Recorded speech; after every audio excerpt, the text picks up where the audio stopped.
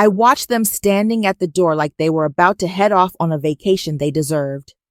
Darren, my husband, dragged the black suitcase down the steps, and Linda, my mother-in-law, fixed his collar like it was some required ritual before every trip. Paige stood close by, phone in hand, not even trying to hide how excited she was. "We'll be in Canada for a month," Linda said, her voice light like she was giving a weather update. She pushed a pile of loose change toward me with her fingertips. It came out to exactly $35. That should cover a few small things. Paige, my sister-in-law, turned away, but I heard her whisper to her mother, "I bet she'll starve in 3 days." I didn't respond.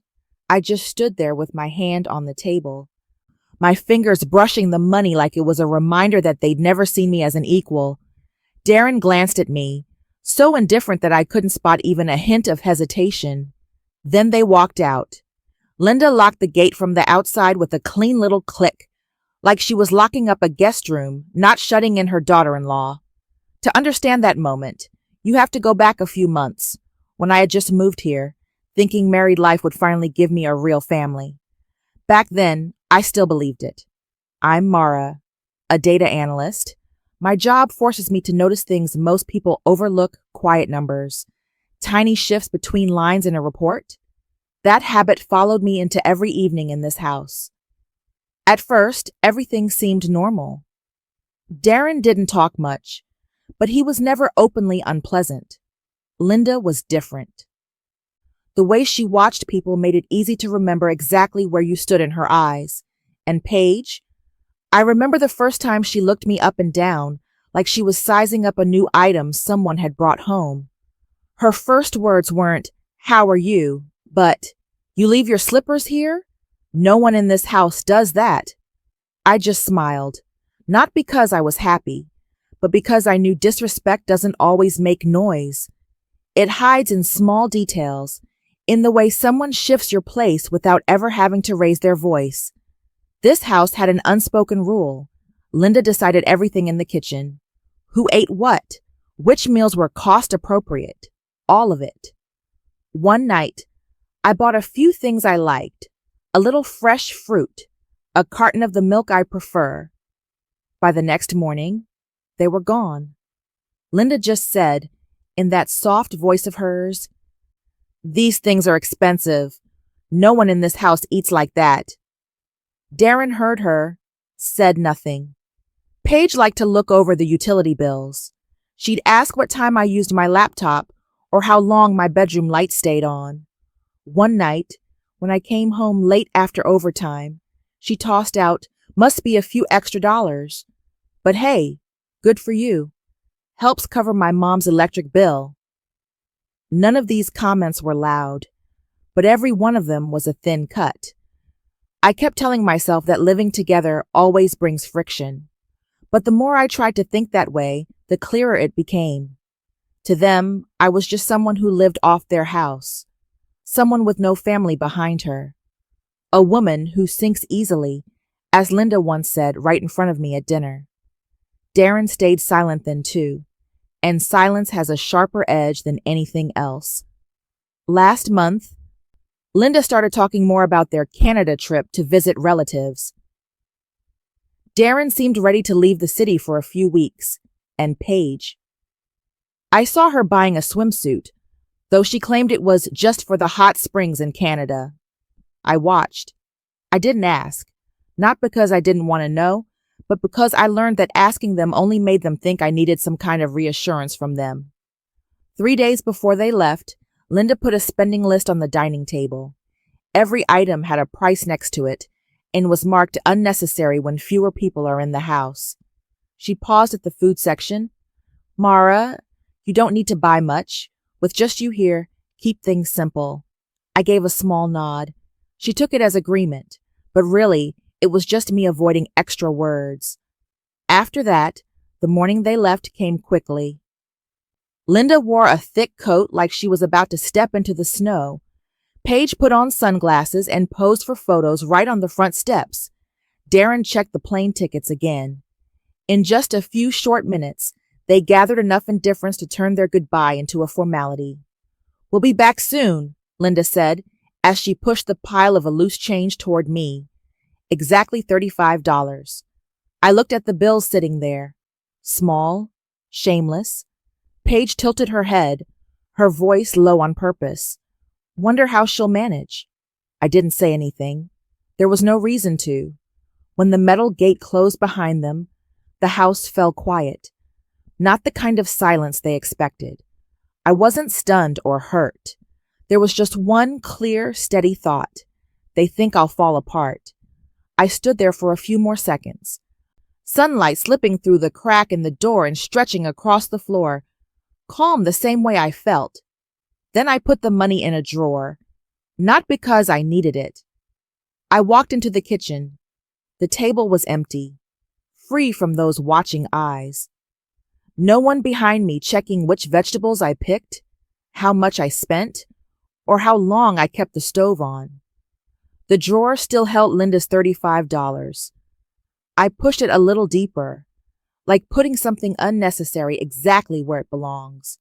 That freedom reminded me of the things that had pulled me down before, the things I tried to ignore so the house would stay quiet.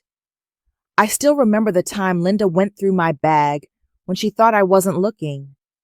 She stood right in the kitchen doorway, opened the zipper of my purse on the chair, and looked inside. When she realized I'd walked in, she said lightly, "Just checking if you forgot any receipts." The way she pushed the drawer back in, perfectly aligned, was cold enough to make my skin tighten. Paige had her own brand of mockery she thought was subtle. One night I came home late after pushing to meet a project deadline. She leaned on the stair railing, arms crossed, looking me up and down. "Working overtime?" I nodded. She let out a small whistle. "Not like it pays much. You should sleep early. You look tired." Her voice didn't sound caring. It sounded like a reminder that every effort I made was, to them, just wasted energy from someone who didn't know her place. And Darren, he heard most of those comments. He was there for so many evenings when Linda judged the things I bought or when Paige commented on my overtime. He just stayed quiet. No defending me, no stepping in, not even walking past the conversation. His silence made it seem like everything they said made sense. That's why, when the house no longer had them in it, the silence didn't make me feel empty. It felt like getting back the air that was supposed to be mine in the first place. That night, I walked around the living room. No one asked, "Why'd you buy so much?" No one watched to see how long I kept the lights on. No one noticed what time I came home. I tied my hair up, changed clothes, and headed straight to the gym near the house. Close to 10 at night, the gym only had a few people left. I put on my favorite playlist, steady, strong, no one judging my taste. I worked out longer than usual, sweating at the pace I wanted. Not according to the dinner time schedule Linda always imposed. I came home feeling light, like I was walking into my own place of shelter. On the way back, I stopped by the supermarket. For the first time in a long while, I bought things Linda used to call unnecessary. A few cups of the yogurt I like, some berries, a bunch of greens that weren't on her standard list. I even grabbed a few small extras, the kind of things Paige would have questioned with, "Why waste money on that?" When I set everything on the kitchen table, no one stood behind me. No comments, no sharp looks. The air felt so light that I had to lean against the fridge and take a deep breath just to feel it fully. This was what it felt like to not be looked down on. That night, I cooked what I liked, pasta with cream sauce and mushrooms. Linda used to call it too fatty and never allowed it because it wasted electricity and gas. I let the water boil a little longer and no one complained. I seasoned it stronger and no one corrected me. I ate right at the kitchen table without arranging anything the way Linda demanded. No one interfered, and I'd never felt myself belong to a moment so clearly. A few days later, I woke up early as usual. Work was still busy, and anything logical was always where I did well. I got a message from my manager asking if I wanted to take on a new project, a big budget one with a clear deadline. I accepted immediately. No second thought. No asking anyone. I spent 2 evenings working through the data for the project. While I was doing it, I realized the extra pay from this assignment was higher than Darren's entire monthly salary. I looked at the numbers on the screen and felt something cold but unmistakable. They never had any idea what I was capable of. And maybe they didn't want to know. Because if they did, they wouldn't be able to keep treating me like someone living off them. Over the weekend, I went to see a movie alone. Paige once called that weird. She had asked me, "You can watch a movie with no one going with you?" I bought my ticket and sat in the middle row. I ate popcorn, watched until the end, stood up and walked out feeling as light as if I were in a city where no one knew me. No interruptions, no questions that made me feel smaller. The next day, I met an old friend at a little restaurant. We talked about work and about plans I'd never dared think about while living in that house. My friend looked at me and laughed. "You look brighter." I took a sip of water and said, "Probably from sleeping well." But I knew it wasn't just the sleep. It was because I finally got to live at my own pace, a pace no one else controlled. One night, after finishing another section of the new project, I stood by the window looking down at the dark street. The street lights spread a thin layer of yellow glow. I realized the house wasn't the cage they thought I was supposed to live in. I told myself one sentence, not out loud, but sharp, clean, and cold like the truth that had just surfaced in me. I live better when they're gone. It wasn't an emotional outburst. It felt like the result of a line of logical numbers falling perfectly into place in my mind. For months, they had only taken from me my energy, my space, my peace, and in just a few days without them, I could finally see how much stronger I'd always been. I held my glass of water and tilted my head toward the kitchen, the gym bag, the newly approved project invoice. Everything in sight belonged to me, not because of anyone else, not owed to anyone. That clarity spread through me like a straight, undeniable line. I wasn't just living. I was coming back to myself. The freedom lasted a little over a week before the truth started revealing itself on its own, without me having to look for it. It happened one night while I was finishing the last part of the report for my new project. My phone buzzed with a small notification. I ignored it at first, but when the screen lit up a second time, I glanced over. A line appeared.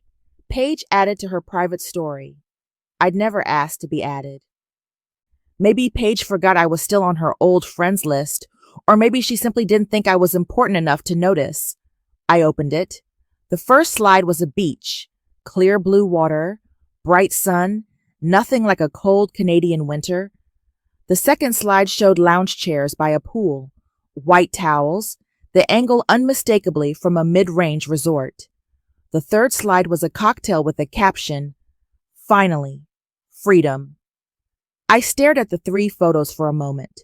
Nothing surprising, nothing to make me angry, just a very quiet clarity in my head, the kind that comes when something you've suspected for a long time confirms itself. They weren't visiting relatives. They were on vacation. They left me with $35, thinking I'd struggle alone in a house without them. I locked my screen. No extra emotion came with it. Just a clean, cold thought. Good. I don't owe them anything. The next morning, I started packing. Not to run, not to hide, just to leave a place that had never really been home. I opened the closet and folded each piece of clothing into small stacks. Everything felt simple without someone behind me asking, "Why'd you buy so much?" Or, "Why are you taking that with you?" I packed my suitcase neatly, lightly, as if I were putting away the last traces of my old compliance. After closing the suitcase, I sat on the bed and opened my laptop. I searched for houses for sale in the area I liked. A quiet neighborhood, lots of light, where no one stepped into anyone else's life. I zoomed in on a photo of a 2-story house with wide windows, a clean yard, and green trees spread across the front. The light in the picture hit the wood floor at an angle that looked like a kind of freedom that needed no explanation. I called the agent. The woman's voice was calm and steady, and she didn't ask anything beyond what she needed to know. I scheduled a viewing for that afternoon. No hesitation, no second thoughts. Driving there, I rested my hand on the wheel, listening to the steady sound of the engine. It felt like I was leaving an old layer of air behind and moving into a straight stretch of road with no ties attached. The house was even better than in the picture. A stone pathway led to the front door, and I stopped for a few seconds just to breathe. The agent opened the door for me. Light poured down from the high ceiling. The walls were neutral, the wood floors clean. The kitchen was wide and free of any voice telling me not to put things there. I walked through the place. The bedroom had a large window. The living room was filled with light, and the air was quiet in the truest sense. I didn't smile, and I didn't feel anything dreamy. There was only one sharp, clear thought.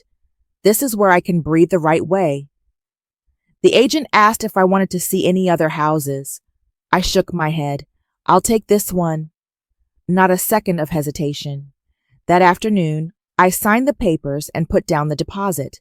The wooden desk in the office was cold and clean, and everything moved so quickly that a few signatures were enough to shift the direction of my future. When I stepped outside, the sun had come out a little. I stood by my car watching the leaves stir. It felt like I'd just unlocked a door I used to think wasn't mine to open yet. I drove to the new neighborhood again to look around. Neighbors were out walking their dogs. Kids rode bikes on the sidewalks. Everyone lived their own life without looking into anyone else's. I walked a slow circle through the area, and it felt like taking the first step into my own life, one without anyone judging or controlling me from behind. When I got back to the old house before dark, I opened the door and looked around. Everything was still exactly where Linda preferred it. The drawers lined up perfectly. The furniture set at the exact angle she wanted. The kind of neatness that felt suffocating. I packed a few important things into a box. Some books, my laptop, personal documents. I didn't rush to take everything. I only took what belonged to me. Nothing that had anything to do with them. I left the room exactly as it was. Nothing added, nothing removed. As if I'd never left any trace of feeling in this space.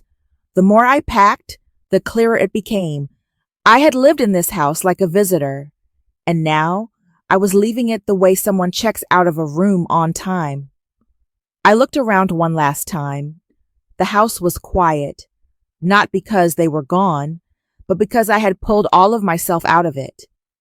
I stood at the doorway, my hand on the cold wooden frame. A small breath slipped out, not from exhaustion, but from realizing I had just walked a distance far longer than any road a car could measure. I don't owe them anything. The sentence echoed in my mind, not like a declaration, but like a sharp, simple, precise conclusion. I locked the door. I didn't bother looking inside. I didn't bother imagining their reactions. Everything that belonged to them stayed behind that door. And I, for the first time in a very long time, walked away carrying nothing that wasn't mine. I went back to the old house on the afternoon they were supposed to return, not to wait for them, but to finish the last part before leaving. I stood in the living room, the light dim under the cloudy sky. Everything I needed was already in the small suitcase by my feet. I heard a car engine outside the gate, tires scraping over the stone path, then a door opening. Pages a laugh followed, the familiar laugh of someone who'd had a perfect trip and definitely felt no guilt about leaving someone behind. The front door swung open. Darren walked in first, shoulders dipped from the weight of the suitcase. But the look in his eyes wasn't from being tired. He was checking. Something was off. Linda came in behind him, fixing her coat and dragging a small travel bag. Paige entered last, still glued to her phone. Darren noticed it first. Mara? His voice lifted a little, more surprised than concerned. Paige frowned, looking around the house. Where's her stuff? Linda stopped completely. Her eyes swept the room, and this time there was none of the usual condescension. Just a hint of confusion, like she couldn't understand what part of the plan had gone wrong. They thought I would stay here, waiting for them to return, living off the $35 in the drawer as some quiet form of acceptance. I stepped out from the corner of the kitchen. I'm here. Paige froze for half a second. Darren let go of his suitcase and it tipped to the side. Linda looked at me with an expression I once thought would make me feel triumphant, but I didn't feel anything. I was simply standing where I should have stood long ago. What's going on? Why are your things gone? Linda asked, trying to keep her voice steady. I didn't answer right away. I set a document pouch on the living room table and unzipped it. The air in the room shifted the moment they saw me take out 3 things. 3 quiet pieces of proof, enough to strip away every mask they'd worn. First, I placed the copy of the purchase agreement for my new house on the table. White paper, sharp edges, clear print, my signature at the bottom. Linda looked at it like it didn't belong in this house. Paige frowned. Darren stared at the line showing the deposit amount, as if he were trying to figure out how that could happen when they believed I lived off them. Next, I set down the stack of unpaid bills they'd left behind. Water, sanitation, internet, all untouched, not a single line paid by me. Not once had I fixed their mistakes the way I used to. Finally, I put down the screenshots of Paige's vacation posts, the beach, the pool, the cocktail, the photos she thought I'd never see. I held my phone so they could all see the screen clearly. Paige opened her mouth to argue, but no words came out. Linda didn't move. She was frozen in the most literal way. I looked at all 3 of them. Not angry, not shaking, not sad, just steady, with the truth laid out on the table as plainly as daylight. Linda inhaled, trying to gather her voice. Mara, you misunderstood. I cut her off, my tone still cold, still even. You don't need to explain. She went silent immediately. I touched the 3 items on the table, marking them as the final pieces of the story. I know you didn't visit any relatives this past month. I know you thought I'd struggle staying here alone. And I know very well you believed I wasn't capable of anything except relying on this house. Darren pressed his lips together. I didn't. That's not what I meant. I looked at him. One look was enough to make him drop his eyes. Then I said the only sentence I prepared for them. No raised voice, no long speech, just something accurate, sharp, and impossible to argue with. I'm fine without you, but you can't stand that it's true. Linda stepped back. Paige's face flushed as she tightened her grip on her phone. Darren just stood still, like someone had hit the one point he had been avoiding for years. I closed the document pouch. Everything on the table is yours to deal with. My new house has nothing to do with this one. Paige blurted out, You actually moved out? I already did. I bent down and picked up my small suitcase. It was so light I could carry it with one hand. That lightness wasn't just from the luggage. It came from leaving behind the thing that had made me small. Linda stepped forward halfway, like she wanted to say something to make me stay, but she stopped when she saw my eyes. Not angry. Anger was too generous for what they were owed. What she saw was clarity, finality. A door that had closed inside me long ago, now simply closing again in the real world. I turned away. Darren called softly, Mara, wait. I didn't stop. No need. I walked straight to the door. The suitcase wheels rolled lightly over the tile. Each step widened the distance between me and the house that had been built on quiet disrespect. When my hand touched the latch, the room behind me felt empty, like no one had ever lived there. No one followed. No one was strong enough to reach for me now. No one dared try to keep me. I opened the door without looking back. The air on the porch was cold and clean, exactly the way I liked it. I stepped out, letting the door close behind me. The new house opened up in front of me like a space finally put in the right place. When I pushed the door open, light poured through the large windows and spread across the wood floor in clear, clean patches. No footsteps behind me, no sighs, no small, judging comments. Just the sound of the door closing softly and a quiet that belonged to me. I set my suitcase down in the middle of the living room. It looked small in this wide space, like the way I finally saw myself as bigger than what they'd made me believe.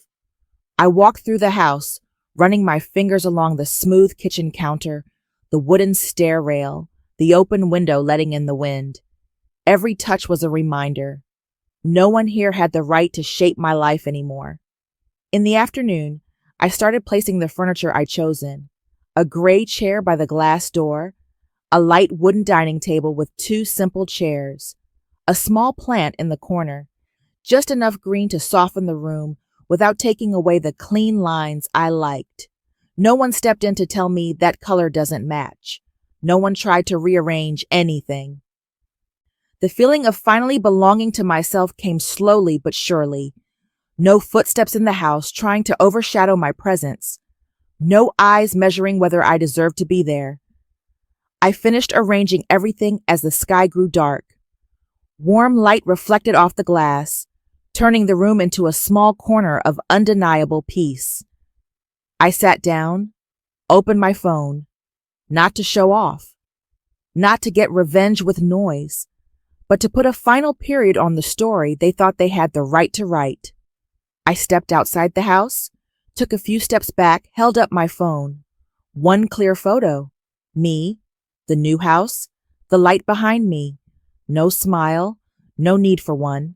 I typed, "No one can abandon me, not when I left first." I posted it. I didn't check it again. No filters. I let the truth do the rest. A few minutes later, the notification started. I didn't care. But I saw 3 familiar names in the viewer list. Linda, Paige, Darren. I didn't picture their faces. I pictured the moment they realized their true place in my life. Empty. No power, no influence, no ability to make me smaller.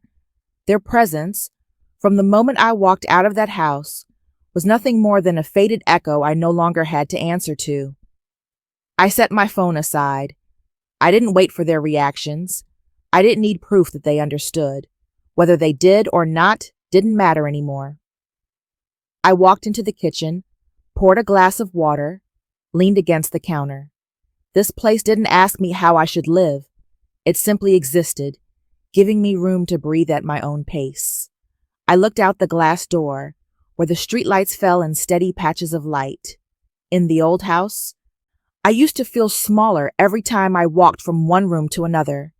Here, every step I took had its own sound. Nothing swallowed it. No one corrected it. No one defined it for me. I sat on the sofa, pulled my legs up, let my body relax. The feeling was so light I closed my eyes for a moment just to be sure it wasn't temporary. I didn't think about them. I didn't think about what happened. I didn't think about what they'd say or how they'd justify themselves. I only thought about the one thing that was still true. I left before they ever had the chance to think they could leave me. The silence in this new home wasn't like the silence when they left me in the old one. Back then, they wanted me to feel abandoned. Now, this silence was mine. I chose it. I made it. Outside, a car passed by, swift and steady. The wind shifted the curtain. I tilted my head, letting the living room light sweep across my face. A small smile came, not from joy, but from a simple realization. I was finally standing exactly where I belonged. I held the glass in my hand, my fingers resting on the cold surface. No one interrupted my thoughts. No one asked what I planned to do next, but I still said one sentence, just for myself, quiet but solid. This is where it ends. I set the glass on the table. My phone lit up again, but I didn't bother checking it. The story was closed. I didn't need another word from the other side, and I stayed here, in a life I built myself, with my own clarity. In the end, no one gets to define your worth except you. When you walk away from the place that makes you smaller, you don't lose anything. You just take back the life that was yours. This is the end of the story. Thank you for listening to the very last moment. If you've ever had to rise out of a toxic environment, would you have the courage to leave the way Mara did? Share your thoughts below. I read every comment.